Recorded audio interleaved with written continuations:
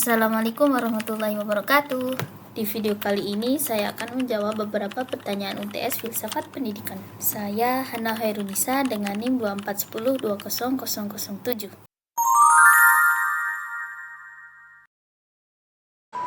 Berikan contoh hubungan wahyu, akal, dan pengalaman dalam membentuk ruang lingkup pendidikan Islam. Wahyu menjadi pedoman utama hidup manusia yang bersumber dari Al-Quran dan hadis. Akal digunakan untuk memahami isi wahyu, sedangkan pengalamannya membantu manusia dalam menerapkan ilmu kehidupan sehari-hari. Contohnya, Islam mengajarkan memilih teman yang baik dan menjauhi perbuatan yang buruk.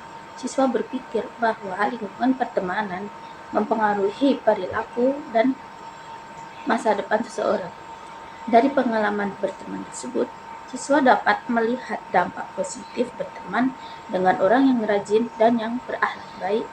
Yang kedua, berikan contoh konkret bagaimana filsafat pendidikan Islam dapat digunakan untuk mengkritisi praktik pendidikan saat ini.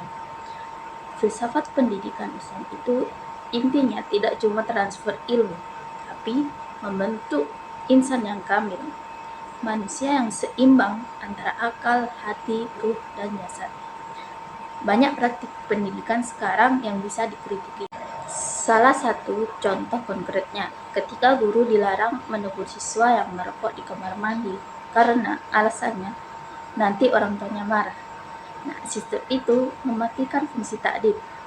Pendidikan Islam menekankan wibawa guru sebagai pendidik akhlak, bukan cuma pengajar materi. Nah, dalam kritik filsafat pendidikan Islam dari Ibnu Miskawai dan Al-Zarnuji memakai istilah ta'dib, bukan cuma ta'lim.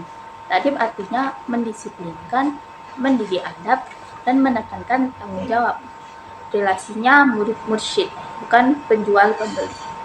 Yang ketiga, berikan contoh hubungan antara konsep manusia sebagai abd atau hamba Allah dan khalifah dalam menentukan arah pendidikan.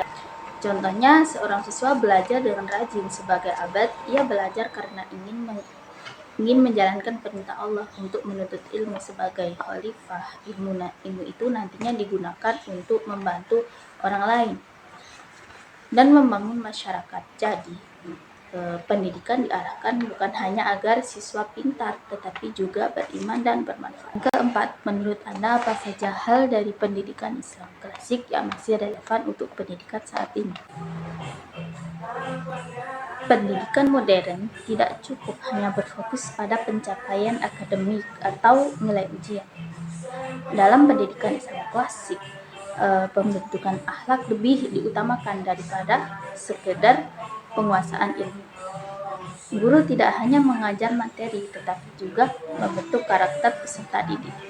Yang kelima, apakah posisi peserta didik dalam pendidikan Islam, subjek atau objek? Jelaskan. Sebagai subjek, peserta didik dianggap memiliki fitrah, akal, minat, bakat, pengalaman, dan kemampuan untuk berkembang. Oleh karena itu, pendidikan tidak boleh memandang peserta didik sebagai wadah kosong yang hanya diisi ilmu oleh guru, tetapi sebagai manusia yang ikut terlibat aktif dalam proses belajar.